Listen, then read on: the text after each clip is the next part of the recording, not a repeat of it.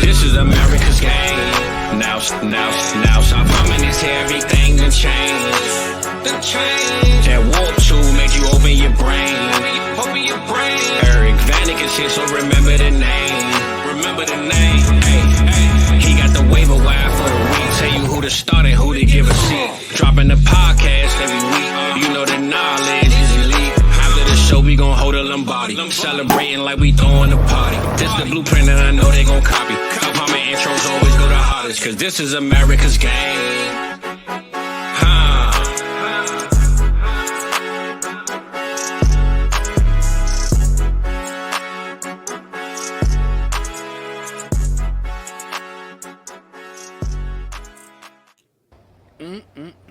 Talk about an intro.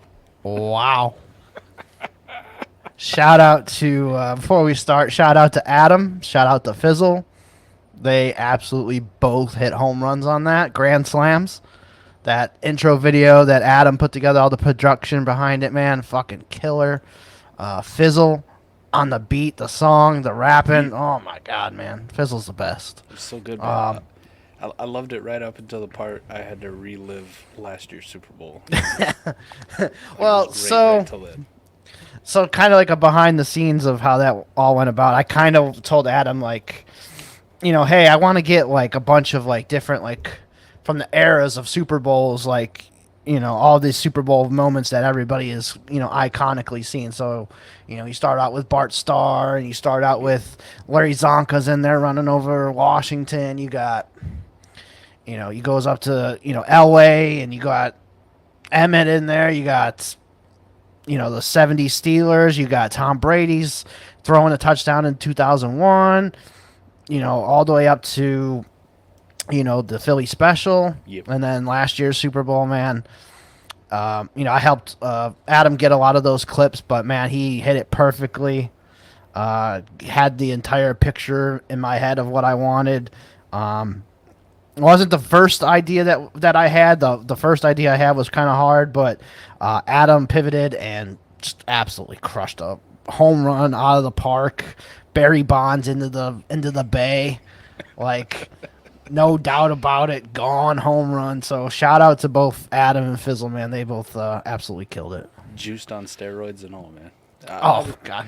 I love the little details of it. I mean, the clips in the graphic production, but you also kind of got that scaffolding, like, you know, when they used to do the old Monday Night Football intros, yeah, right? Yeah, they used to have it, how that was all set up. So, a little nostalgia right there for the old school football fans who've been around the block. You know, got gray in the beard. Like hell yeah, yeah, hell yeah.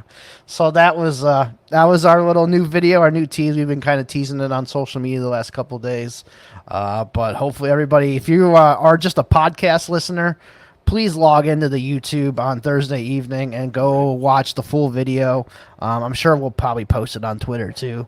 But man, don't go log in on YouTube. Do yourself a favor. Check out that video that Adam made, because not only is the song dope that Fizzle made, but the video added with it is just 3 grand slams in one. So if that's even possible. Yeah, absolutely nailed it. So appreciate you boys for doing that. But hey, America's Game, episode number 10. I am your host, Eric Vanek, and you can find me on Twitter. Yep. I haven't got canceled yet. At Eric Vanek NFL. And then, as you can see, joined by my man Mike. What's going on, Mike? Oh, you know, last day of my work at my old job, so, you know, living the dream, right? Absolutely. It was nice cleaning out my shit. Oh, hell yeah. Here you go. Just having, and you probably did nothing all day, had no care in the world, like anything like extra. Nope, not doing it, sorry. No, absolutely not. And, it's been that way for about a week and a half now. So. Right. Yeah, I'm going to take this little extra break today. Yeah. They come ask you, and you're like, you're talking to the wrong dude. It's the wrong guy. Absolutely. But yeah, man, excited. Another week in the books here too. We're on to week 5. Bye weeks are here. Hate the actual bye weeks, man. Especially this week. It's like a lot of the good players, it seems like, are out for me. Like all these Chargers players, the Seahawks, Browns players I have a ton of. So it's like, man, we're already into that crap. But, you know, having to deal with that it is what it is. But sure makes setting lineups fun, huh? For the first time. Oh yeah, so you're enough. Yeah, so now we get into the trading part for like, if there's injuries. I don't really know of one off the top of my head for this week, but say if Josh Jacobs was hurt, oh man, Zamir White becomes a guy that you can maybe trade, something for because he's absolutely worthless right now. But this comes into the equation now. You got to start looking at your rosters. Yep. Hey, am I starting this guy this week? If not, put him on your trade block. See if you can get a third for him or whatever they're worth. We kind of were doing that with Josh Kelly's, the Matt Breidas the last couple of weeks. So hopefully you guys cashed in on some of that. Hopefully you guys have been listening to this show as well. You had a bunch of Jaleel McLaughlin already, because if you didn't have to spend $300 on a fab on him this week for whatever reason, hopefully you already had him on your roster. So this is why it's so damn important, right? To have just some thirds laying around. Mm-hmm. Just those free ones you got in the off season. Absolutely. Just doing these little micro moves, because now you're starting to see it. You go to a lineup league and you're like, oh, I got to start this dude at wide receiver. Oh my God. Yeah. Like, is there somebody out there I can buy? And I know we like to roster construct, correctly, but not every team's going to be perfect. And there's some of them where, I had 6-7 wide receivers that I thought were really good, but you take one or two injuries or, a couple underperformances, some prominent quarterbacks not playing very fucking well, and now all of a sudden it doesn't look very good for you. So you're going, man, kind of glad I got them thirds laid around. Like, can I go, potentially get somebody that I can just start for 1 week and feel good about it? And definitely at the running back position, because that's a colossal shit show every single year. Absolutely. And then, kind of get into our topic today. If you're one of these teams that are at the bottom of the standings, you didn't expect to be there. Yeah. If you got one of those 0-4s, 1-3s, and it's not looking too good, you've gotten some injuries already. Maybe you had Chubb and, some other guys. Eckler.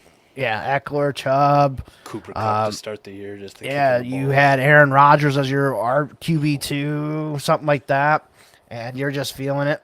You're going to have to make some trades here. And, if you can sell some of your guys, like I've had to, I made a couple trades this week. I sold, sold a Kyron Williams in a league. Today I sold a Chuba Hubbard and a Jaleel McLaughlin together and got a second for both of them. Another league, I made another trade. I traded Tannehill and Jalen Warren, and I got Jelani Woods, Sky Moore, and a draft pick. I've seen some Tannehills, I've seen Tannehill go for a third today. I think that was kind of low. I think he's at least worth a second, especially to a contender. But hey, if you can't get a second for Tannehill, then it is what it is. But yeah, so there's trades to be had out there. If you're active right now, you can definitely make some moves to help your roster. Yeah, I made some deals today too. Just speaking of it, just how it went out, but they were on the other side. Teams that I already knew were rebuilders, and you had some assets, and the bye week's coming now. People got to start lineups, and all of a sudden they're a little bit more apt to go, hey, I need that. I know you've been holding that Devon Achane. Can I get him? Yeah, I'll tell you what the price is. You better come with the first or piss out of here, right? Somebody will give them to me. Or another one I made, I sent Dallas Goedert away, in a league that I'm rebuilding for a 25 first. It's 2 years out. They don't really care, but I'm just making the bet that it's a tight end. And if you know anything about me and A-Warp tight ends, man, F them tight ends. F them, especially on a rebuilder. I don't really care. I'll just take the draft capital 2 years down the road. Yeah, and Goddard's been a little disappointing this year so far, too. I mean, if you're a fan of, running for 3 yards out, turning around and just catching a pass and falling down, he's been pretty damn good at that. Yeah, unfortunately, that doesn't get me a lot of fantasy points per week. Not a lot. I mean, yeah. If he had, points per effort, I guess it would be pretty high. Because he really gets out there and he really puts effort into those 3-yard out routes. Right. Yeah, hopefully he gets going though, man. I have him on a few teams. We talk about it every single year with those mid-round tight ends that everybody tries to draft. Evan Ingram's been okay, but if you had Freiermuth, you had Goddard, Dalton Schultz, David Njoku's just kicking the balls. And Njoku hasn't been he's probably been the best of these ones we're talking about right now, to be honest, and that's not pretty very sad good. to say, right? But yeah, like Schultz too. Like I counted on him in some leagues. Tyler Higbee, there was a little hype around him. Yeah, Higbee. Darren Waller's been absolute dog shit. That whole quarterback. Yeah, that whole team's been dog shit. But yeah, so like if you had those mid-round tight ends, man, it's not worth it. You know, to invest, especially in redraft, what you're going to have to. You're better off just, you know, if you punted in late. Hey, I'll take last one to take a starting tight end. I took. I'll just take these rookie tight ends. I'll take LaPorta, Kincaid, or something. Hopefully, one of them hits. LaPorta's a top 5 tight end right now. Yes, sir. And Dynasty's probably higher than that. So, yeah, it's been a crazy year so far. But there's going to be conversation here real soon about Sam LaPorta or Mark Andrews. There will be, which is crazy. Yeah, I'm like it's not crazy to put LaPorta tight end 3 or 4. I mean, well, think about it. The topic of the show, we're talking about what do you do if you're one of these guys who was a contender and you may have got, you may have had some bad luck to start the season, right? Like, we didn't even mention the fact that Kelce missed week 1, which was just put you down, and that was somebody you were definitely relying on. What if you're sitting here and you're 0-4, Eric? Like, you're 0-4, you've had some injuries, it's not looking good, your points for isn't good, like, there's not a lot of hope. Maybe this week, too, like, you play a team that's absolutely stacked. Like, you'd be staring down the barrel 0-5. If you had Travis Kelce on your squad, like, just a reasonable pivot, is it crazy to say that you could trade away Travis Kelce to the guy who's got Sam LaPorta straight up? No, I don't think that's crazy. I would maybe try and even, get something smaller back with it. But I had me and a friend, shout out to Chris Langsbury, we co-own a team, and we had to trade. We started out 0-5. We won 2 games last week. This is a league where you play median, baby. Yeah, not median, but you have double headers. Oh, you play 2 teams. Yeah. Yeah, so I'm just pulling up the trade here while we're live. So we ended up trading Alvin Kamara and Kelce, and we got back Antonio Gibson, Jonathan Taylor, and a second-round pick. Our own second-round pick back. So that's going to probably be a high pick. So I would assume the plan is to move those running backs on any kind of... Yeah, so we've been trying to move some of those guys. We also made... we actually tiered down from Josh Allen. We had Josh Allen. We moved down to Burrow and got a second. Okay. That's helping us lose some points this year. So hopefully, I don't know if we're going to, because it's a double copy league as well with 24 teams. So I don't know if we're going to be able to get the 101 or 102 to get Caleb. But hey, we could be in the sweepstakes for Drake May, I think. That's not a bad place to be, too. That guy's pretty good at football, I hear. Right. Yeah. So, even or Shedeur Sanders, if he's becomes the real deal and comes out even, too. A little Bo Nix if he gets up there, huh? Yeah, no thanks. I'll pass on that one. But yeah, I mean, we got we've made some moves. So this is probably the most trading I've done in probably a year. I mean, I've made about 8 to 10 trades over the last 3 or 4 days. So been wheeling and dealing. It's really heating up, especially when we went through that dead period, right, where it felt like nobody was at their on their phone or at their computer or looking at their leagues at all, and you're like, I wish we could get some trades done. Right now, here we are. It seems like every, I don't know, at least for me in 40 sleeper leagues, that little sleeper notification goes off about every 5 minutes. Every 5 minutes, right? Whether it's me getting a trade or a counter rejection, or there's other trades going down all over these leagues. Yeah, absolutely. One trade that I did make, I actually kind of wanted to get your opinion on it. I traded away Jordan Addison and a 3rd-round pick, and I got Devin Chain back today. And it was a point per carry league, so on a contender, I would. Yes, on a contender, and Addison was my wide receiver 4 on that team. I have Jamar Chase, I have Jefferson, and I have CeeDee Lamb on that team. Like, don't get me wrong, I won't panic on rookie wide receivers. Like, I still have hope for QJ. Definitely should still have hope for JSN. But Addison, after last week, too, like, you look at it and you go, all right, this is why we always say don't rely on rookies on your contending teams. Like, just don't. Outside of, like, running backs, like some of those guys. But we've even seen the elite ones, like Jonathan Taylor, start slow in the past. The elitist of wide receivers, Justin Jefferson, had a bad start to his career, too. It's just more proof that if you draft a Jordan Addison and you're like, this is the piece to put me over the top, just know at the time you're making a bad decision. So Yeah. you get in this far into the season, you see a rookie like A-Chain producing, you just go, yeah, this is an easy pivot for me. Let me just get these points in my lineup right now. Somebody else can enjoy the success of Jordan Addison if he has it later. But if not, you're getting out while he still holds a lot of value, and you're getting into something that actually scores points for you this year. So Absolutely, yeah. So it's and a point per carry league too, so even better. I mean, if you honestly thought about it, if we were to do a redo of the rookie draft right now, and you were to say you're drafting from that 106, 107 spot, and you're a contender, you're taking A-Chain over Addison. Yep, over Addison, over Quentin Johnston. No question. Yep, easy. I agree. Pretty simple. Over Will Levis. I think the only other rookie that you got to throw into that conversation would be depending on your tight end premium and how many tight ends you're starting, right? Like you go, maybe Sammy Ballgame, huh? Yeah, you got to put him up there too, man. He's been absolutely killing it. I feel so good about all those pre-NFL rookie drafts, which I love to death because people go, well, you could miss on this. And, we look at the Malik Willis shit last year and you go, look how bad that was. Yeah, a lot of those, Eric, I'm telling you, I got Sam LaPorta in like the back end of the third round. So easy money. Yeah. All right, so we're gonna get into the topic really for today. So what we kind of want to talk about is what are you doing on contenders, the teams that you're 4-0, you're 3-1, you're starting off really good, and what do you do on these teams that are underperforming for you, these 0-4s, these 1-3s? So kind of wanted to get into that a little bit. So are we starting negative or positive? Whichever you want to do. I'm good with either. What do you want to start with? Do you want to have the cry at the beginning of the show, or do you want to have the cry at the end? I mean, I almost cried just watching the intro video, man. It was so good. But yeah, we'll talk about the 1-3s and the 0-4 teams first. So let's go. I know me and you both have a couple of those teams, unfortunately, so far. But what are you doing with those 1-3, 0-4 type teams? So I have one that is literally 0-4, and it was a super contender going into the season. For me personally, last week I thought I had a W in the bag and I got kicked in the balls again, like just going into Sunday night, just kicked in the balls again, ended up losing it.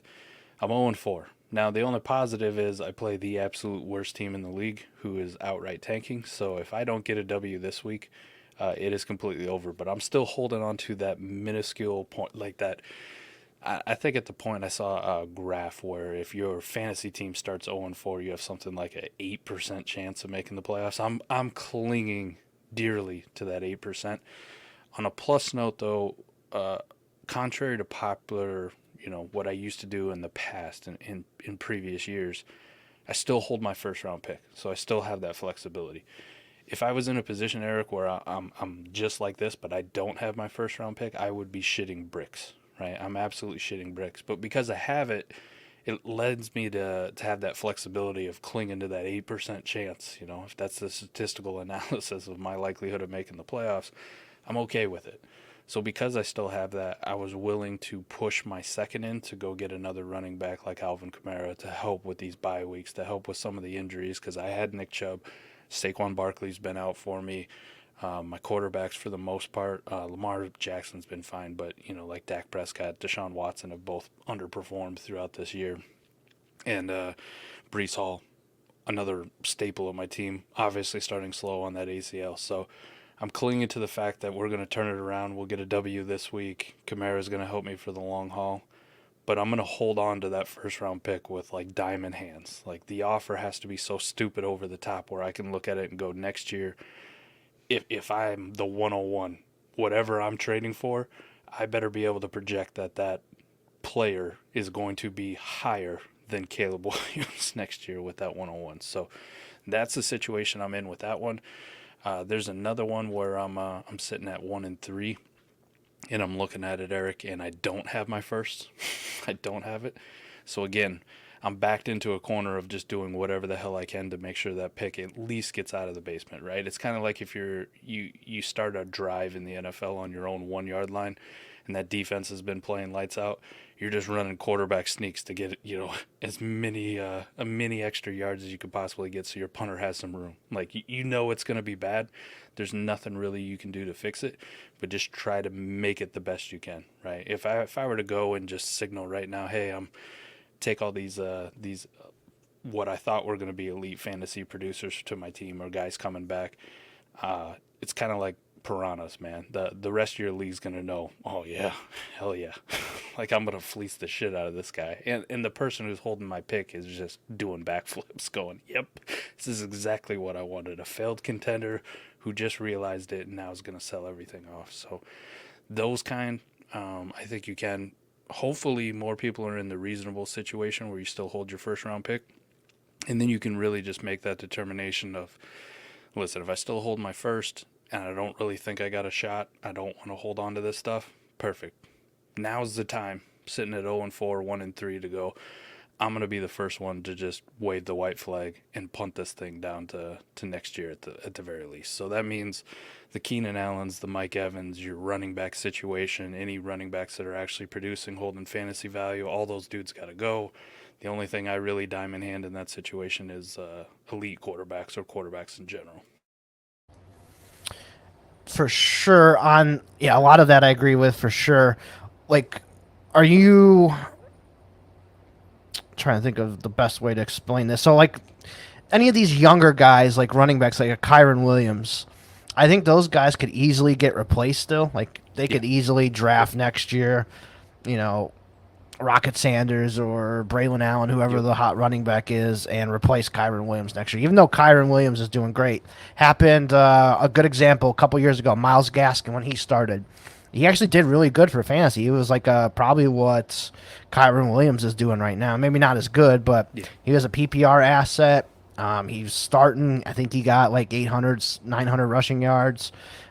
And then he's replaced. They replace him right next year. And I think that could definitely happen to Kyren Williams. They only invested a 5th-round pick into him. Yes, he's doing great. Yes, I think he'll continue to be a part of this team. But they could easily go, especially with the way that the Rams have drafted running backs in the past, Darrell Henderson, Cam Akers, taking those guys round 2 and round 3. They could easily go, hey, this Rocket Sanders, he's a 4-4 guy. Yeah. Let's grab him. He's a 225-pound, 230-pound stud athlete. Let's go ahead and draft this guy in round 2, and he's going to bring an even more dynamic piece to your offense. So guys like that, are you willing to just, especially on your 0-4, 1-3 teams, just go ahead and sell those guys? You're probably not going to get a first, but almost take kind of like a 2nd-round pick for them and wish them luck? I'll take 80, 90%.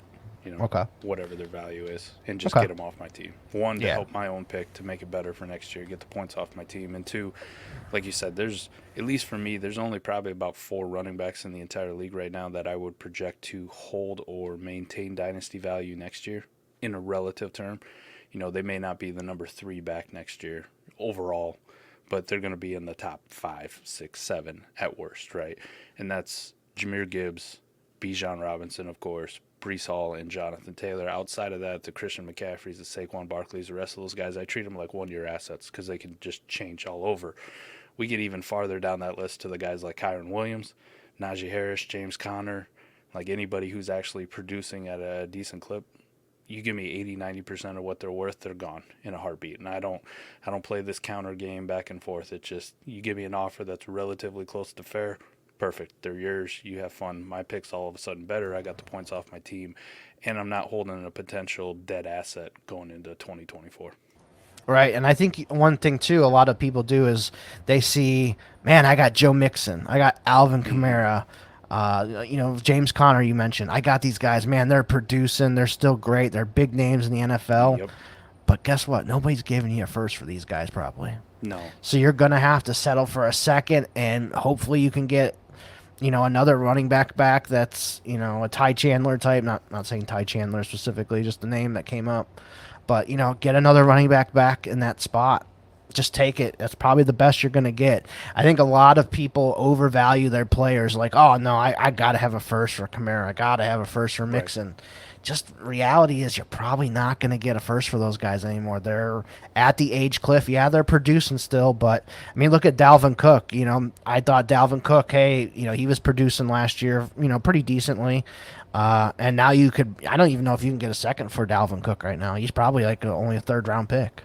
Yeah, I'm with you. And this is just talking from a lineup standpoint. In best ball on these same situations, Eric, I get even more. Like, I'm willing to take even shittier offers, right, just to get these guys off. Because I know for a fact anytime that they score points, I'm getting hosed. So, like the Alvin Kamara, you may have this thing like, oh, did you see what he did last week? 20 points is Alvin Kamara. He's worth a first. Eric, I'm telling you, in best ball, you give me a second and a piece on one of these squads, you can have him. You take him off my hands. Here you go. I'll move on, and I'll just shoot the shot on, maybe a second and a third. Guys like Dalvin Cook, geez, any third, right? We would talk about auto accept trade block. That's where that would come into effect. I will literally post that. Any third for Dalvin Cook, he's off yours. I don't care if it's in 2026 because the leagues I play in, I know that they'll be around in 2026, unlike some other ones that we've experienced in the past. So, yeah, any 26 third, you can have Dalvin Cook. Like, just take him off my hands. I'm not competing. So if you want this guy, here, I'll make it as easy as possible. Yeah, absolutely. I agree with that. I think one thing that we forgot to mention too is make sure you're looking at your league settings of how is the draft pick order determined. Like, is it potential points, lowest potential points, lowest points scored? Is it like that? Is it just by record? Whatever your tiebreaker is or whatnot. Make sure you guys know those settings for your leagues, especially for these 0-4, 1-3 teams, because if it's potential points, you want to get these guys off your roster quick, 1,000%. And you want to be picking up guys who aren't even freaking playing to fill those spots, like just guys that are inactive every week or injured or whatnot, and just stash them on your rosters. If your league has, especially on MFL, if you have taxi squads, those potential points, if you had Breece Hall last year and you threw Breece Hall on there, you weren't getting any of Breece Hall's points that he was scoring. He was those potential points on your taxi squad do not count towards your potential points. So if you're in that complete tank mode, put all those guys, even if they're super stud players, if it's Sam LaPorta who's killing it this year, or Dalton Kincaid, whoever it is, put them all on your taxi squad. Get rid of those potential points that are on your roster every single week. So I know some leagues don't like that, but most of my leagues that I play in, they're fine with it. It's in the rules. I'm not telling you who to start, who you can't play or whatnot. Yes, you should play playing those guys, but if your league rules allow it, then you got to go ahead and do it. Right. Especially in like Superflex leagues too. I want to be tanking for that 101, that 102. I know Caleb's coming. I know Drake May's coming. You might have Shadir Sanders in a point per carry league coming. I know he's not very rushing the ball, but he has the ability to. Any of those guys, even Drake May runs the ball. Any of those guys that you can get, any of those three quarterbacks, you want to be tanking right now. It starts now. So if you got a bunch of Chuba Hubbards on your team and Jaleel McLaughlin's, Latavius Murray, Damian Harris, you got guys like that are just getting these 8 to 10 points a week for you. Get rid of them now. Just take like any third. If you want, like do what I did in that one trade offer I talked about earlier. I sent Hubbard and McLaughlin away for a second. If you can combine two of these assets and send them away for a second, go ahead and do it. Even if you have two of the shittier ones like Latavius Murray and I don't know, DJ Chark, something like that. Send them away, package them both away for a third. Anything like that you can do. Older guys like you talked about, Mike Evans, any of these older ones that are producing, Adam Thielen especially, Robert Woods. Don't oh man, Adam Thielen, I can get a second. You know what? Nobody's giving you a second for Adam Thielen. They weren't giving you a second for him 3 years ago. So nothing's changed there. So, just take any third for Thielen. And yeah, it sucks. We talk about thirds or negative WARP, but this is what if you're tanking, this is what you want. You want the draft picks. And then when it comes to draft season, when you see where these picks land, hey, I can package 2 or 3 of these third rounders and move up and grab a second.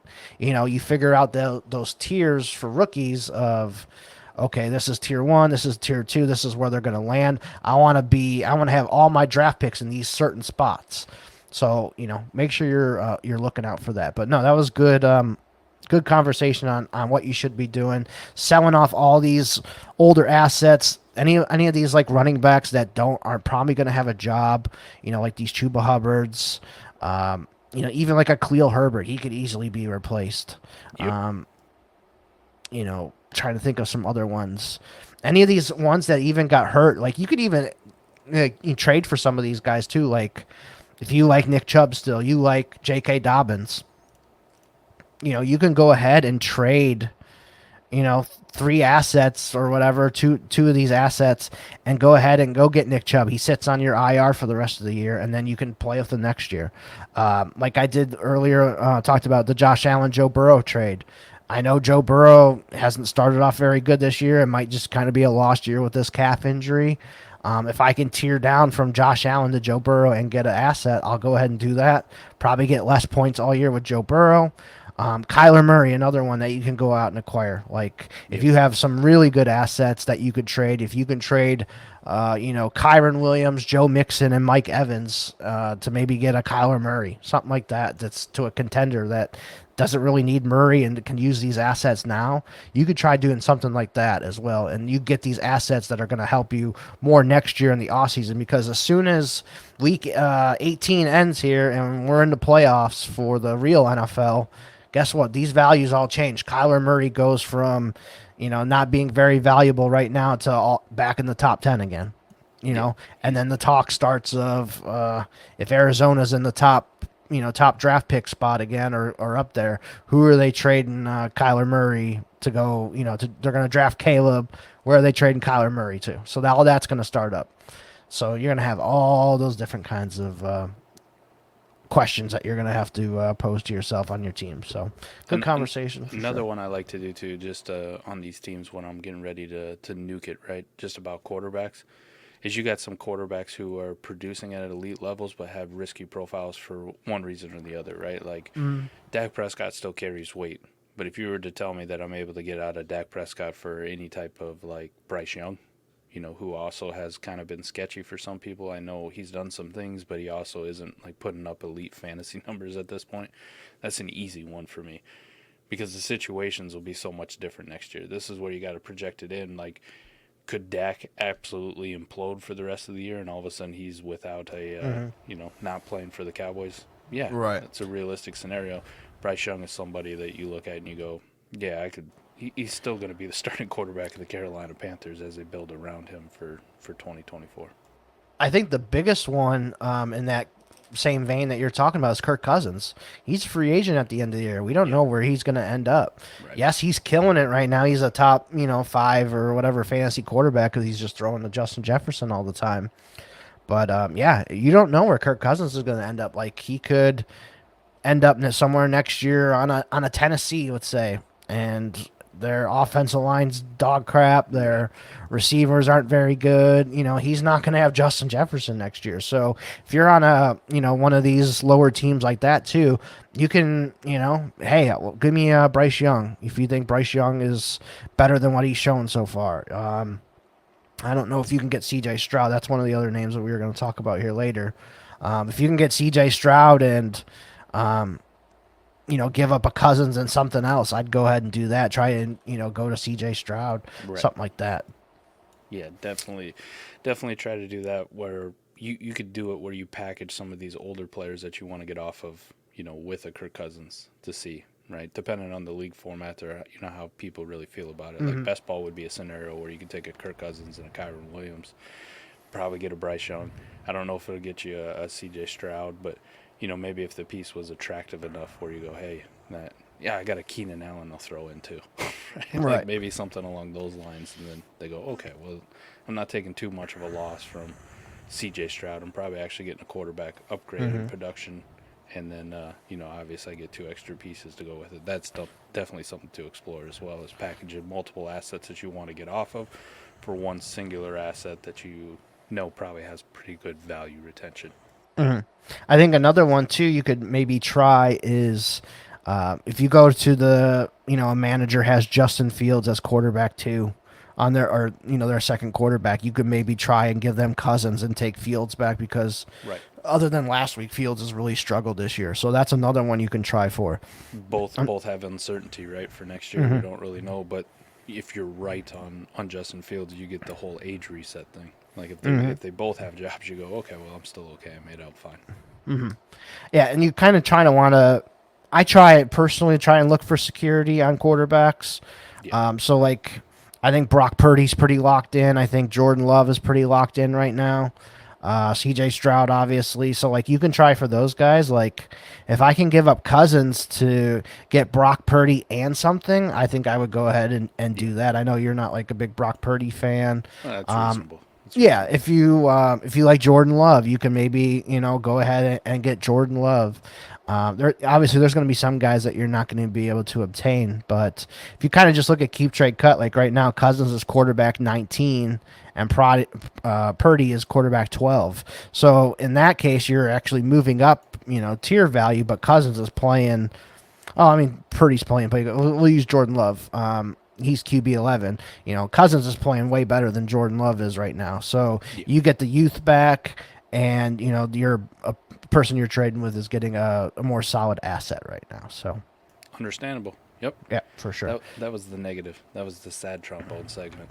Right. And then another one too I kind of wanted to bring up. So what do you try and do with like these quarterbacks that are stuck on probably like you're looking at 1 year? So I'm talking about Sam Howell. Is it reasonable he's starting again next year? I think it's kind of 50-50. Yeah. You look at Baker Mayfield, that's 50-50. Russell Wilson, honestly, could be 50-50. They could move on from him. Mac Jones, as much as I hate to say it, and I talked highly of him last episode, like they could just move on from him next year if things go south here. Garoppolo's, I think Derek Carr is pretty much locked in for next year. And then any of these guys that are just playing just for this year, basically, Zach Wilson, Josh Dobbs, I'm just going ahead and selling those guys as much as I can. Tannehill, players like that. So I'm sure you agree with me. Zach Wilson, Dobbs, Garoppolo, like those guys are, you give me a second, Dobbs, you can put his value at kind of whatever you want, but that'd be somebody where I'm, right now, if you give me like a couple thirds and maybe like a grease piece, like here you go. You could just have him. Tannehill, like that's a guy that I'll sell right now. Baker. Some of those other guys that you mentioned, though, like Mac Jones, I'm not saying that I'm going to hold them. I definitely want to move them at some point in the year, but they also have this allure of like a little bit of job security, even though we don't really think about it, right? Sam Howell, same situation. And I think it's because of age. And we're still at the early part of the season where we really haven't seen a devastating like quarterback, a top-tier quarterback injury. No offense to Aaron Rodgers, but like an elite one from a dynasty value perspective. I'd probably still hold those guys on my team for at least another 2-3 weeks before I aggressively start shopping them around, because I'm hoping for something to happen, bye-week situation here in a couple weeks where people didn't realize they had 2 quarterbacks on the same bye, they're in a must-win game, whatever. The pressure gets on in these Superflex leagues to acquire quarterbacks, and that's where you can really extract the full value where, yeah, I could definitely get a first for Sam Howell, I think, from a contender. Like, instead of selling him now for a couple seconds or a second in a grease piece, I think in a couple weeks I might be able to actually pull a first out of somebody if I'm holding on to him. But definitely something I would explore. I just wouldn't aggressively shop certain ones other than those super bottom of the tier. Like, these guys could be dust by, week 6 at this rate. Like, it could be completely over for them. So those guys, yes, right. Get the hell off my team. Like they're a Kyron Williams, James Conner. Like, get out the door. I hope you pack your shit. Yeah, I'll help you pack the bags, right? All right, so now let's move over to like 4-0 teams, 3-1 teams. Everything's just coming up diamonds for you right now. Everything's rolling really good. Yeah, finally. So not many of those, but I got a couple. Yeah, we all get a couple of those. You think at the beginning of the year, I'm gonna have about 9-10 of these, and they ends up being like 3. But yeah, I mean, what are you kind of doing with those teams? Everything's kind of rolling right. well, let's say, hey, this team I have Kyron Williams. I've stashed Kyron Williams for a couple years, and he's hitting for me right now. Brian Robinson's doing good for me as another late round pick. All these like late round running backs are doing good for you. Zach Moss came in, did something for you. Your quarterbacks are healthy. Wide receivers are all healthy. What are you doing on those teams? I think there's two different scenarios for me depending on if I'm playing in lineup or best ball. So lineup leagues, I'm looking at my draft capital, and hopefully you still have your first. Like I would hope so at this point.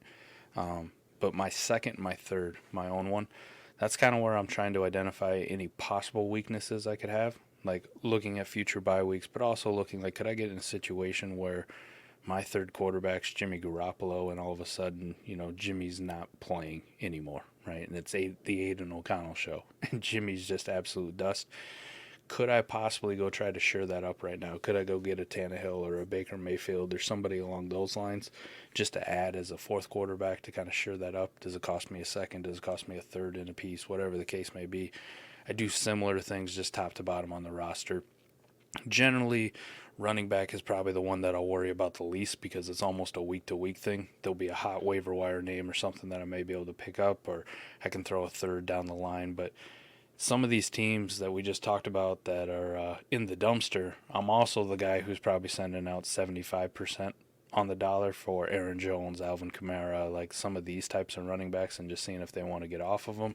If they bite, great. If they don't, I'm not paying you market for it at this point. Like I've been running good now.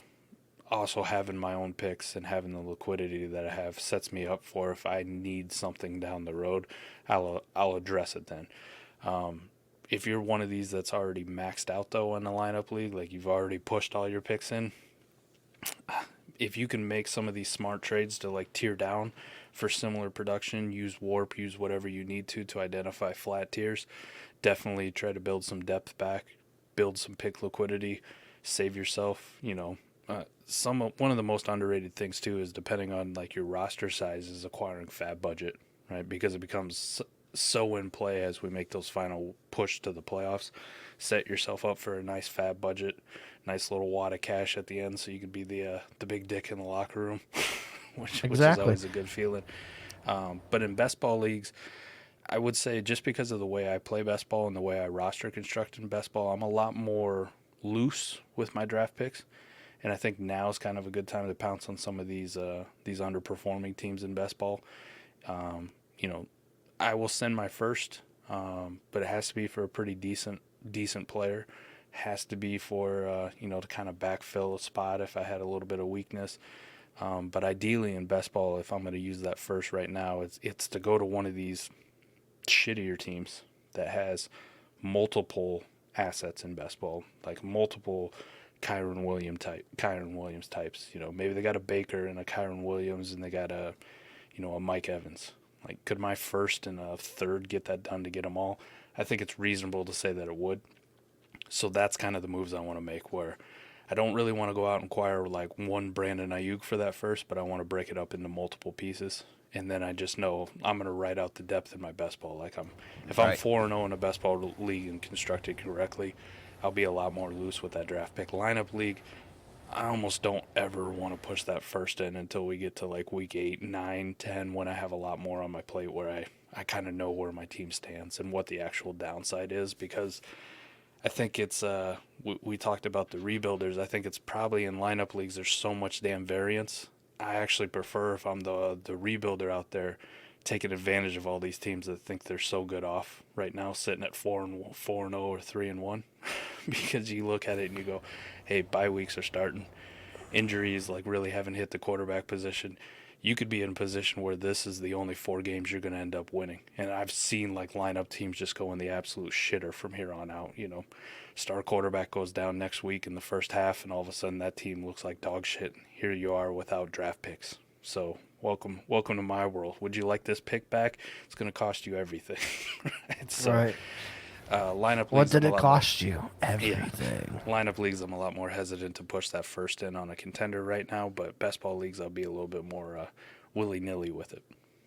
Yeah, I like what you said about best ball too. If you want to use that first, you kind of like I just mentioned here. You want to be Thanos. I want to collect 3 pieces. Right. I want 3 Infinity Stones of yours for my first round pick to give it up.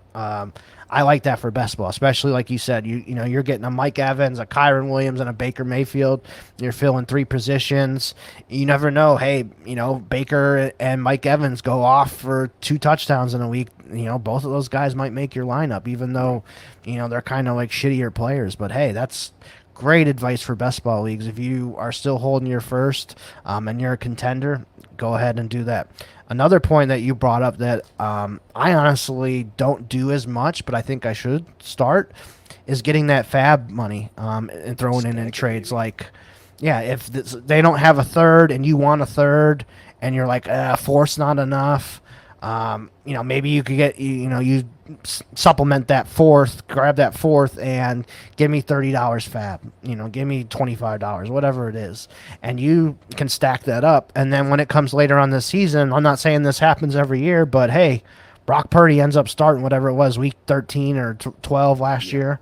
And okay, I go ahead and I buy Brock Purdy off of the waivers because I had the most money. And now look at you. You got a top, like we were just talking, he's top 12 dynasty quarterback right now. And yes, that doesn't happen every single day. I get that.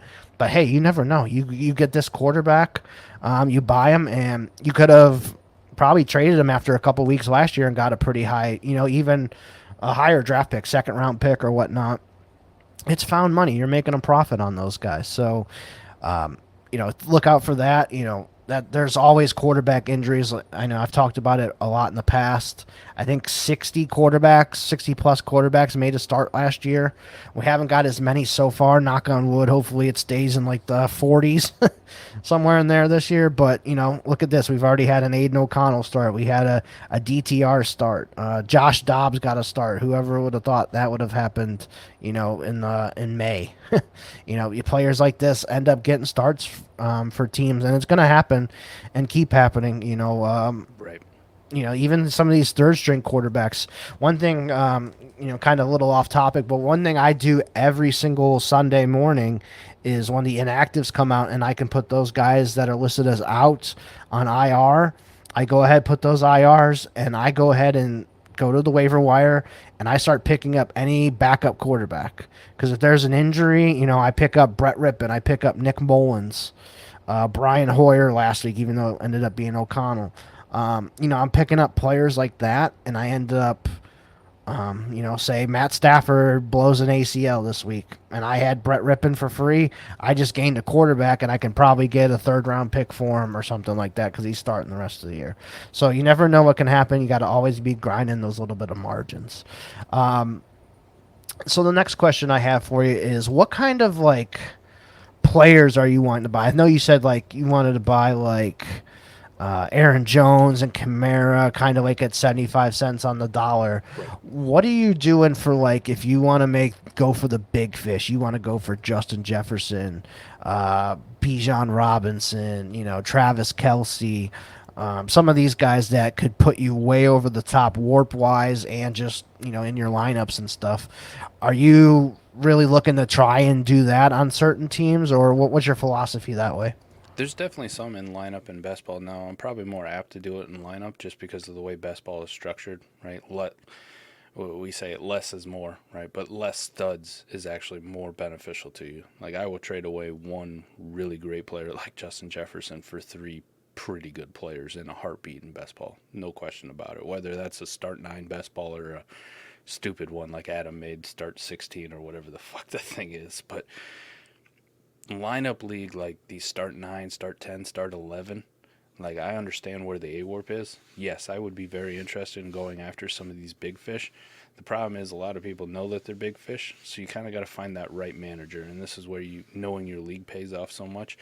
If you think it's somebody who's reasonable and wants to possibly get off of Justin Jefferson, possibly get off a Christian McCaffrey, take stock of where their team is, see how much actual leverage you have in the fact of how badly they want to tank.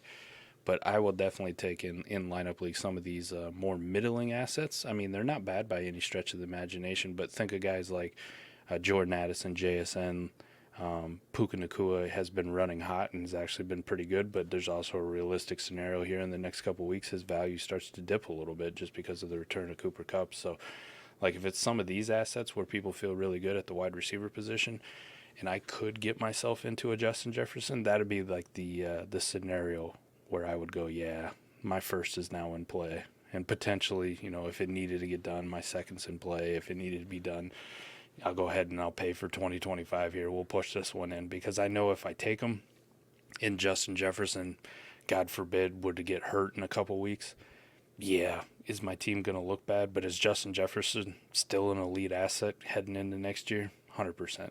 Travis Kelce is a little bit more risky because of the age, but that is one of those assets where if you hit and you're right, you just pay it off in a big way, like a massive way, where you can pretty much lock up the league. I'll be more aggressive for him, but I don't think the price costs too much, right? Like, you put your first in play to somebody who's looking to get off of Travis Kelce right now, how much more do you got to add on? Second, maybe a young tight end like Musgrave or something like that, fine. Like, that's okay.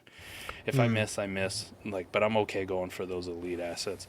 I just think it's sometimes it becomes really, really sketchy scenario. Like, is it actually a realistic target? Because a lot of these people, even when they're rebuilding, don't want to rebuild in my opinion, the correct way, right? They have all these assets they think are untouchable. And at least for me, that's not how I ever really play Dynasty. Every single asset could be had on my team. Just matter of price, right?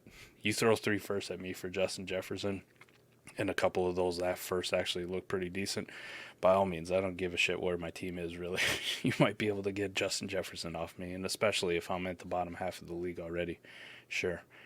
I'll re-roll one of those into Marvin Harrison Jr. and then just hope I get a Zay Flowers type at the back end of the first round next year. So that's kind of where I'm at on that. But lineup league, yeah, definitely if you want to explore going after some of those elite pieces, those elite quarterbacks, you can probably throw Christian McCaffrey as long as 49ers don't kill him with this damn workload.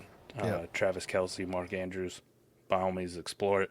Just don't put yourself in a situation where your team was good and you were 4-0 or 3-1 at this point in the lineup league because you have very good depth top to bottom, and all of a sudden you're looking at it and you're going, man, I only got 3 wide receivers now. Like, I traded away everything I had at the bottom to go get Justin Jefferson. Now your team may actually go the other direction. You may be too top heavy where one injury to JJ and now you're in the shitter. Yeah. And another thing too, Warp helps with that. If you get the Warp tool on the South Harmon website, you can, Koopa's updating these every single week after on Mondays or Tuesdays, and you look at it, see who the top Warp guys at the positions are, and you can, see, hey, this is the guy that's making the biggest difference this year. This guy has the most warp per game at the position, whoever it is. McCaffrey right now at running back, Kelce at tight end, whatever it is. You can identify those guys and go make some plays, or even find some guys that may be under the radar, like right now Hunter Henry's like a top 5 or 6 tight end right now in the league. If you can, somebody's not valuing him correctly, you might be able to steal him, and he's probably outperforming your Kyle Pitts that you have. Now, I'm not saying trade Kyle Pitts, but if you can get Hunter Henry there for a late second or a third and something else, and then you start him over Kyle Pitts until Kyle Pitts starts catching him in warp, if he ever does. Make some small moves like that too. The other last part of the section here that I wanted to go over is rookies. So what about with like super high performing rookies right now? So I would put CJ Stroud in that category. If you just look at keep trade cut, CJ Stroud is a number 12 overall asset in Superflex. That includes Justin Jefferson, Bijan, all those guys. He's number 12 overall already. So yeah, he's super high right now. You got Sam LaPorta's performing really high. Bijan Robinson, Puka Nacua. What are you, if you're trying to trade for those guys or even give those guys up, are you just kind of, you got to have probably full price on both of them, trading for and trading away, I would assume, right? Yeah, I'm not really looking to get out of them for a cheap deal. Yeah. But you'd be doing yourself a disservice if you didn't make them available, right? You didn't at least explore. I'm also for me, I'm a little bit more risky when it comes to that too, especially if I'm not competing or I'm not really worried about points. I'm kind of in this situation where we were talking about earlier. You're struggling, or more of like the middle of the pack team. Like we didn't really address those, but there's some of them more in the middle of the pack. I'll put them on the block and kind of see what people are willing to offer, because I'm also of the opinion if CJ Stroud's already at Dynasty asset number 12, like how much higher is he really going, right? Like how much higher up is he going to end up? Could he go all the way up to like the Anthony Richardson tier? Could he be the next Joe Burrow type? Like, yeah. But could he also, maybe start to struggle here in the second half? Like once defenses kind of figure out what the Houston offense is doing? Sure. Could he end up at, QB 15 range heading into 2024? That's a possibility as well with the incoming class coming in. So if somebody already wants to pay me, 3 firsts worth of assets, I'm just going to bet against those assets. Like, here you go. You can have CJ Stroud. Good luck to you. A-Chain's one of the perfect ones, but that's easy because he plays a running back position. Yep. Like, that's just an auto. Here you go. Like, something bad could happen to him at any given notice, and we're so fickle with running backs. But even these wide receivers, we touched on Puka Nacua, but JSN's kind of been a faller. But we started off the show talking about Jordan Addison. He's kind of been a pretty big riser. Zay Flowers has been a pretty big riser. So if you wanted to move off of those guys, by all means, go for it. And definitely with a quarterback like Anthony Richardson, I love the guy and I love his talent, but he's already at QB5 on Keep Trade Cut. Like he's already surpassed guys like Lamar Jackson, Joe Burrow, Trevor Lawrence. Could he keep going? Sure, absolutely. But you're giving me those type of prices. You're giving me QB prices like damn near Justin Herbert. By all means, you take them. I think this has paid off for me in the past. I specifically remember trading away Justin Jefferson after his dynamite rookie year, and people were like, "You're crazy." But the assets he ended up getting back was I know for a fact I got something at the running back position I used next year. That was hurt or something that came back, but I also got multiple draft picks at the time, multiple first-round draft picks. Yeah, and maybe one of those Barkley or something. Yeah, one of those ended up being, Jalen Waddle, and you're sitting here going like, yeah, I traded away Justin Jefferson, but I didn't do too bad. Like, I down-tiered, and it's a down-tier without actually down-tiering because you use that draft capital the following year. As long as you're semi-competent, Adam and I have kind of been over that. Like, even if you picked every single first, more times than not, you're making out at 60-70% clip on more hits than you are misses. So you get a couple assets like that, and all of a sudden a trade away of a Justin Jefferson, even after his rookie year, doesn't look so bad because you just multiplied yourself. So I would say, I'm not in a hurry to sell those guys, but by all means, I think you're doing yourself a disservice with all the hype around them and how high they're climbing right now to not at least see if somebody's out there that's willing to pay you full market on them. Yeah, especially at the like you said, the running back spot. I think even the wide receiver spot too, like Nacua. If somebody's willing to give you a first and Drake London for him or something like that, easy. Go ahead and do it. Like, I don't know if anybody's offering that, but I mean, would you even take like a Drake London for Nacua straight up, or would you rather have Nacua? I think I'd probably have Nacua at this point. Okay. Just because this hype train keeps rolling. Not that Drake London's bad or anything, but we kind of see like people are getting more and more fickle with him because of how bad Desmond Ridder is. Like the despair is still setting in, and he's probably going to have another couple games where Desmond Ridder, goes 10 for 37 with 3 picks, and Drake London got 2 targets all game, right? So it's just as a risky asset in my opinion as Nacua. But if somebody was willing to give you Jaxon Smith-Njigba straight up for Nacua, like I will just pivot into JSN and write out that process. So you get a Jordan Addison or a Zay Flowers, and you get any kind of add-on to it or any kind of plus, by all means, like just de-risk yourself and take the 2-for-1. Right. I mean, just kind of looking at Keep Trade Cut again, Nakua's already wide receiver 12. He's approaching stupid high territory. Right, and Drake London's wide receiver 23. So that's a 12, 11 spot difference there. You could maybe make that pivot. Even if you go down even further, like, George Pickens, Terry McLaurin, Chris Godwin, you get guys like that. Like, you could probably get a first on top of Godwin to trade away Nacua right now. So that's the beauty of that, right? The very real possibility is next year that first is just as valuable, if not more valuable, than Nakua is, and you got whatever the hell wide receiver for free, essentially. Yeah, So even exactly. if that dude shits the bed, right? Like, there's a realistic scenario. A Keon Coleman or a Mecca Ibuka is worth the same as Puka Nakua this time next year, which is Absolutely. is not a outlandish thing to say, even though right now we have our blinders on, just focused on here and right now. Another one that you mentioned too was JSN. So I wanted to kind of talk about some of these rookies who are struggling that haven't really had that big game yet. And JSN's the perfect example. Earlier this offseason, God, he was probably in the top 10 of these wide receivers. Now he's wide receiver 19. So he's fallen a little bit. But I kind of think this is going to be your last chance to get JSN. The Seahawks are on bye this week. I think coming out of that bye, week 6, I don't even know who they play. But I would bet JSN has probably his best game of the season coming out of that bye. Scheming him up. Gets another week to be healthy. He's not doing anything. He's not playing, so he gets a full week of rest. Gets into that playbook a little bit more, learns the offense even more. Maybe he's working out with Geno, getting more in rhythm with him. Like, I think this could be your last chance to trade it to trade for JSN. So maybe if you can, like, hey, I can trade Brandon Aiyuk for JSN straight up. Aiyuk's rated higher right now, but I think JSN might be a better player overall. You can kind of look at that. Another one that's he hasn't really struggled this year, but he's in a shitty situation is Garrett Wilson. He's still rated up there, wide receiver 8. But if I can buy him on the cheap because everyone's like, he's going to suck. I can't even play him the rest of the year because he's got Zach Wilson. And I can get Garrett Wilson a little bit on the cheap. I'm going to go ahead and do that too. Trying to think of some other like rookies that are struggling a little bit, like Michael Mayer. Like, he's like no man's land. Like, can't even get the ball to him for whatever reason. If people have soured on him, I'd go ahead and maybe make an offer on him, see if I can buy him cheap. Right. We're not going to hear a lot from like Musgrave here too, with him being out and kind of the way it was. So.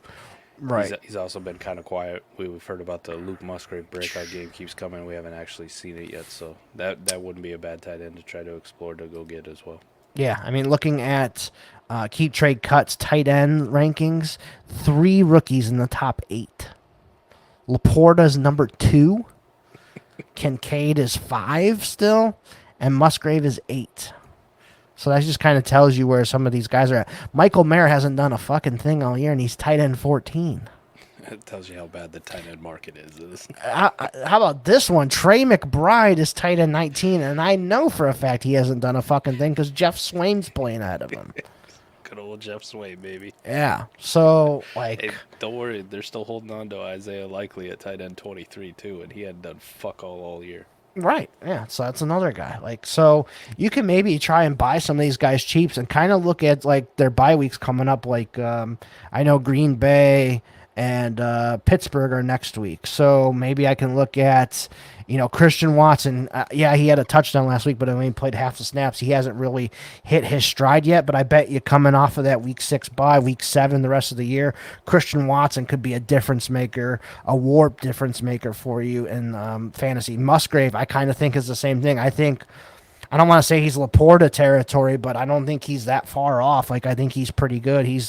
I think he has the right to be up here with Kyle Pitts and George Kittle and Goddard and all these guys. Musgrave could be a guy that you could buy here pretty cheap. I don't want to say cheap, but you could probably pay for him, and he could be a monster producer for you the rest of the season coming off of the week 6 bye, gets healthy, learns a little bit more of the offense. Green Bay practices with all their weapons healthy finally out there at once, and Musgrave could have a big second half. So kind of maybe look at some of those guys that are kind of struggling too, and kind of predicts when they're going to have a blow up game, or hey, they're coming off of bye. They sometimes these rookies really get going after their bye. It's been a tale as old as time that some of these guys do that. So that's another one to look at for sure. Also look at guys with struggling offenses, like even if they're super struggling and shit. I know we like to make fun of the Giants, but it's not going to be bad all year. Like, you can't possibly be this bad for the entirety of the year. So, if Darren Waller kind of wants to be that on a contender cheap-ass target to go get, Even some of these rookie like speculative buys, there might be somebody out there that'll sell you a Jalen Hyatt for a third, where you can kind of stash him. Yep. In best ball, he's a wide receiver, so you're not really stashing him because he's not a complete zero. But that could be somebody here in the next couple of weeks. All of a sudden, they're like, oh yeah, it probably is a good idea if we run Jalen Hyatt on some deep, crosses and post routes and actually try to push the ball down the field. I think another one is Atlanta. And that's just because I think Desmond Ritter's going to get the hell out of there soon. They're going to have to switch to Tyler Heineke. And I like him a hell of a lot better than I like Ritter. And throw into Drake London and Kyle Pitts. Maybe those guys get going. Even Jonnu Smith's been doing pretty good this year if he keeps getting his usage up. But yeah, I think Kyle Pitts and Drake London, those guys could finally get going here. And you can probably buy Drake London on the cheap right now. That's just almost a year and a half of, I don't want to say struggles, but not like the big time numbers that we thought he was going to get. And, maybe a manager's just kind of, ready to get off of him and they want your, Zay Flowers. I'll give you, London and a third for Zay Flowers. Go ahead, accept it. The difference between Zay Flowers and London is probably not going to be very significant over time. And then you got to think, too, about like a London, some of these other receivers, too, that might get a new quarterback next year. Like, okay, Drake London, yeah, right now he's got Desmond Ridder, Tyler Heineke. It's not looking good. But, hey, come draft next year, Atlanta's got pick 4, and they just drafted Shadir Sanders, or they trade up to number 2 and get Drake May. Okay, and then Drake London and Kyle Pitts are going to skyrocket in value. So you got to kind of look at that, too, when you're acquiring some of these guys, or at least think ahead of it, because a perfect example is 2019 when A.J. Brown came out and he went to the Titans. Mariota sucks. He can't throw the ball. It was Tannehill, but Tannehill got in there and changed that whole offense, and he was super efficient, and A.J. Brown kind of took off. So, things can change in a hurry here. Buffalo, Josh Allen, he's got nobody to throw to. He sucks. Oh, then they trade for Stephon Diggs, and that offense takes off.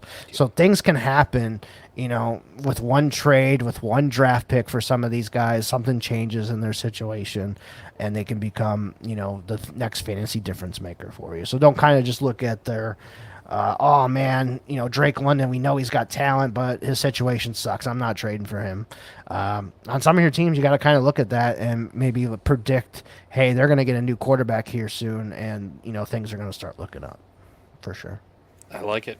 I'll leave you one last one that I got for a potential contender buy, right? Okay. Because I didn't realize it was this fucking bad. Right. Cortland Sutton's wide receiver 55, Eric. Right. And if you look at AWARP or adjusted warp, that's the 51st player overall. Not just wide receiver, 51st player overall. That's like one of those where the the dynasty value and how people are valuing him right now and actually what he's producing on the field for you is not. Now, in best ball, you definitely should be targeting a little Cortland Sutton because you don't have to worry about starting him, but hell, in these lineup leagues, could you do a whole lot worse than having a depth piece like Cortland Sutton as your possible wide receiver 3 or flex option? I think that's a pretty good one. No. Look at Raheed Shaheed's right below him. Shaheed's been having a great year.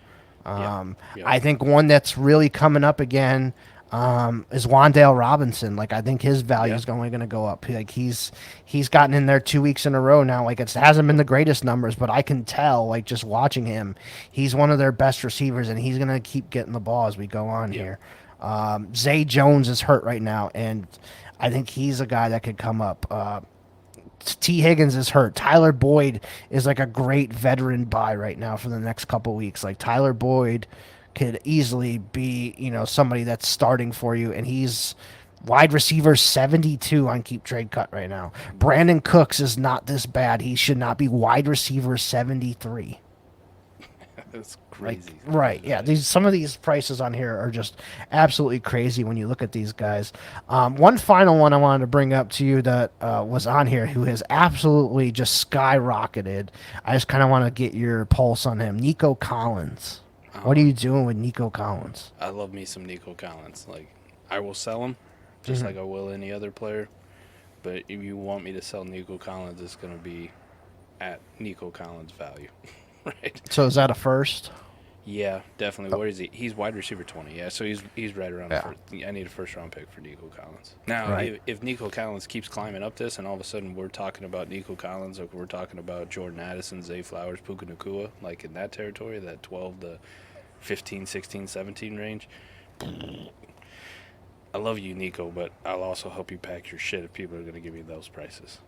Right. But the way he started this year, the way C.J. Stroud's been playing, like confirmed alpha in that offense, and he's been playing really well. So like I can definitely get behind this. Okay, absolutely. Yeah, I think like this is probably I would want to say Nico Collins' peak. Like I don't see it get any higher than this, honestly. So this is the peak time to sell Nico Collins, in my opinion. If you are going to sell him, if you can get a first round pick for him, awesome.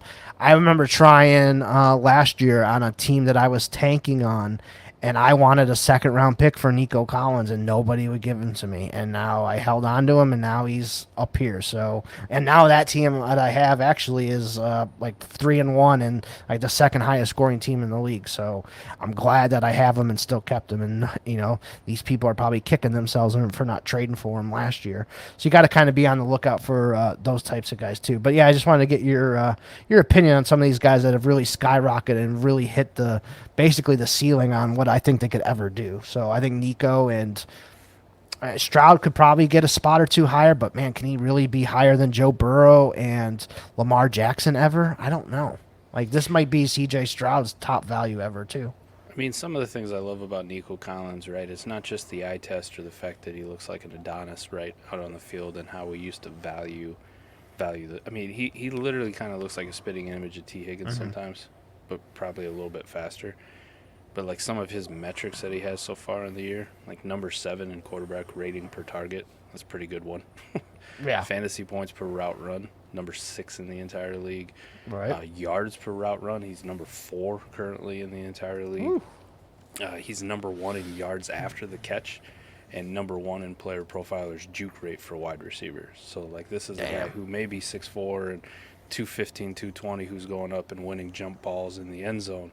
But this is also a guy that if you get the ball to him in the open field, so far this season he's actually shown that he's not just a catch and fall down kind of guy, or he runs for 3 yards and then some defensive tackle catches him from behind because he's so damn slow. So these are the things I'm kind of liking about Nico Collins in an offense that is very surprisingly good and exciting for fantasy production from the passing game outside of Dalton Schultz. Like, just go away forever, please. Right, yeah. Schultz has been definitely disappointing for me this year. But no, that's it, man. That's kind of what I wanted to go over today. I think we did a pretty good job helping everybody on what they can do with teams that you're contending on and teams that you're not contending on. You're in the Caleb Williams, Drake May tank. So, yeah, good stuff from you today. I appreciate it, man. Oh, no problem. I always love coming on here and doing this. And now that I don't work that crappy hour job, baby. Yes. You set this baby up for weekly until you get a guest and then kick me off. Nah, never kick you off, man. So are you ready to play America's favorite game? Then we'll get the hell out of here. It's a silly question. Yes. All right.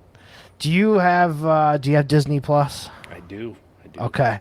What's been your favorite TV show or whatever on Disney Plus so far? Marvel, Star Wars, even something not Marvel or Star Wars. What's been your favorite Disney Plus show so far? Man, there've been some pretty good Disney Plus shows out there, right? And then there's also been some of those Marvel ones that I was like, this is kind of like... Yeah, some of them have been ass. Some of them have been good. Right. I don't know if if a lot of people share the same sentiment, but I really did enjoy WandaVision. I thought it was really good. The Loki one through time. I haven't watched the second season yet, but the first season was very good. Probably my favorite thing though about Disney Plus was being able to watch all the Marvel movies. So I actually pulled like a weekend, a weekend plus where I watched them all in order, going all the way back to the first Iron Man, and then I want to say and that's when Disney Plus first came out and they got all the Marvel stuff. But maybe 2, 3, 4 months ago, somewhere in there, I did the thing where I watched them in chronological order. In the actual timeline. So you go all the way back and you watch the real old stuff, even though that's not how the movies came out. Which was kind of cool to go back and watch it in chronological order. It was pretty cool. So my Marvel experience was I never seen any Marvel movie up until like, 'cause this is when Endgame came out. So this was, whatever it was, 2017 or 18 at this point. I had never seen anything. Iron Man. I seen the Captain Americas. That was it. I never seen any of the Iron Mans, the Thors, any of that. And like everybody's just hyping up. Oh, Avengers Endgame, Infinity War was awesome. Endgame. I'm like, all right, man. I do like these kind of movies because I'm a big Batman fan. I do like superhero movies and stuff. I'm like, I'm gonna watch these in chronological order. So you start with the first Captain America Winter Soldier movie, and then I think the next one is Iron Man, and then I think the third one is actually the not Captain Marvel movie. That's what I'm looking for. So that one like had just came out like right before or after Infinity War, so it just came out. So you're kind of going in that chronological order, like you said. So that's how I did it as well.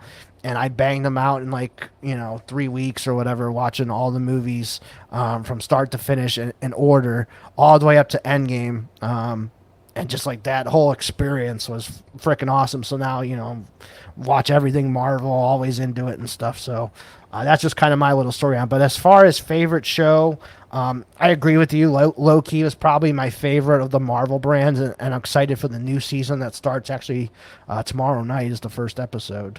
There are some crappy ones too, like She-Hulk was absolutely awful. Right. I don't know if you watched that. Like I actually was kind of into it, and then the last episode was the worst episode I've ever seen in Marvel anything. It was so bad, the last episode. That one threw me off. You mentioned WandaVision. Like I didn't love WandaVision, but I appreciate it more now after some of these other ones have come out. I really liked Hawkeye. I thought Hawkeye was like a cool little fun show. That was a good one. Moon Knight was like a little weird, but it wasn't bad. Just some of those ones. But I think my favorites so far have been on the Star Wars side. Mandalorian has been absolutely awesome. Andor was really, really good. Andor might actually be my favorite of the Disney Plus shows that have come out. I do like I would probably put Mandalorian and Andor would be my favorites. The Ahsoka show just ended yesterday. I'm not going to give any spoilers or anything, but that was pretty solid. 8 episodes there from Ahsoka. Definitely Mandalorian though has been my favorite, and Andor, and then also the Book of the Mandalorian, even though it was the Book of Boba Fett, but it was 3 episodes of the Mandalorian, so I call it the Book of the Mandalorian. Those are I want to give a shout out to something that wasn't in the Marvel universe that I first watched when Disney Plus first came out. Okay. And it was a show that was on National Geographic, but they made a series out of the movie The Right Stuff. Oh yeah. The first astronauts, going up into space. So that was actually pretty good. Okay. They only ended up doing one season, I believe. One but season. It was a really good season. I actually like it. I know Rotten Tomatoes or whatever, I don't think they liked it that much, but I think it's probably because it's just so little known. But I really enjoyed it actually. So one of the obscure ones that I watched too it's obviously a kid's show, so it wasn't really for me. But was the Mighty Ducks return season. So they did 2 seasons of those. Yep. So I did watch those. They were more like kid stuff, like not for adults or anything. Yep. But I didn't mind them. I know they canceled that series, so that's done. Wasn't as good because they only had like a couple of the old Mighty Ducks players come back. Another one that was actually kind of solid. They did the National Treasure show too. Last year, that one was pretty decent as well. I thought not as great as I thought it could be, but I saw recently that there's talks of a third National Treasure movie coming out, so I'm super excited about that.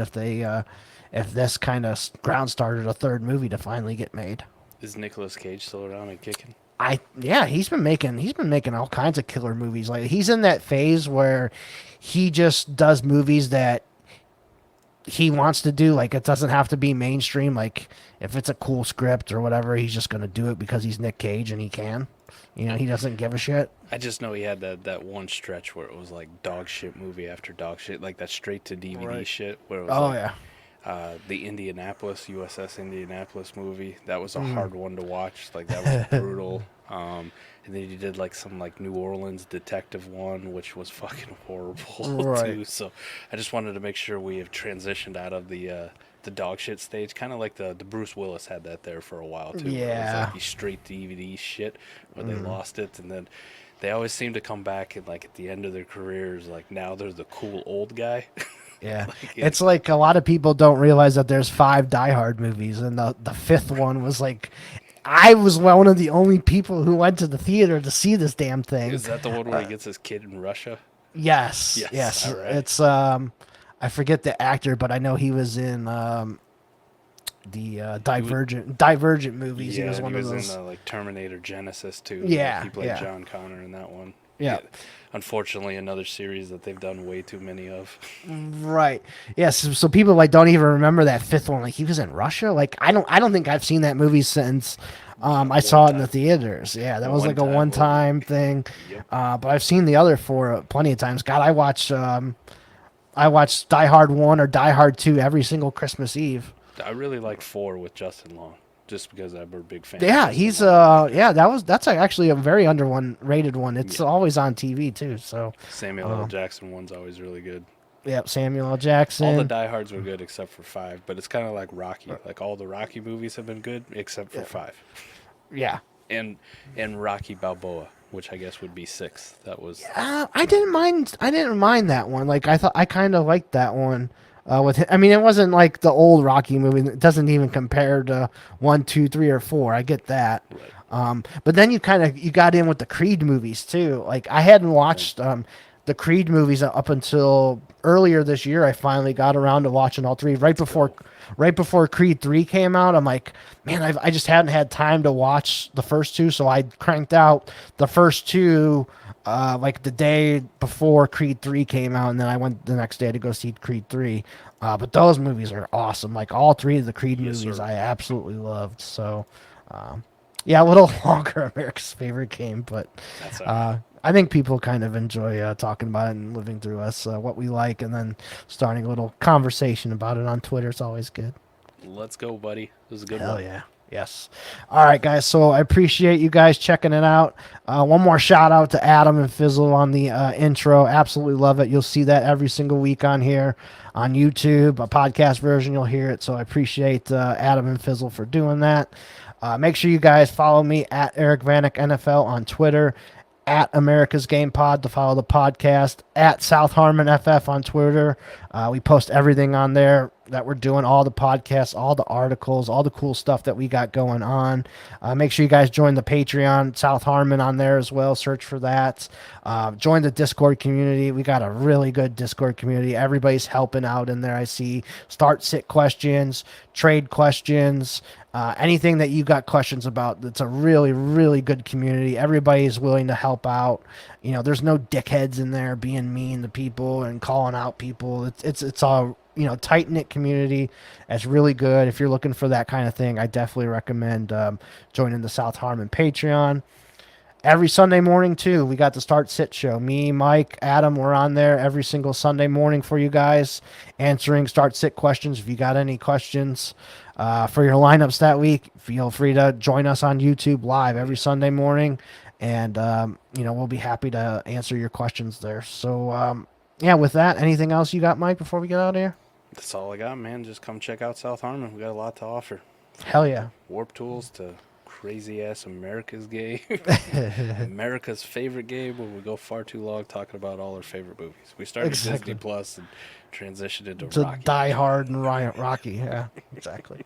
I could do a South Harmon fucking movies podcast. I think we might have to set that up, you know, maybe in the off season, just a one-off, you know. We'll have it'd be like a 6-hour podcast. Yeah. Right. So, all right, guys, appreciate you guys checking us out. Make sure follow YouTube's all of us on Twitter. That's all I ask for. See our stuff every week. So we'll be back next week for episode 11. See you guys. Let's go.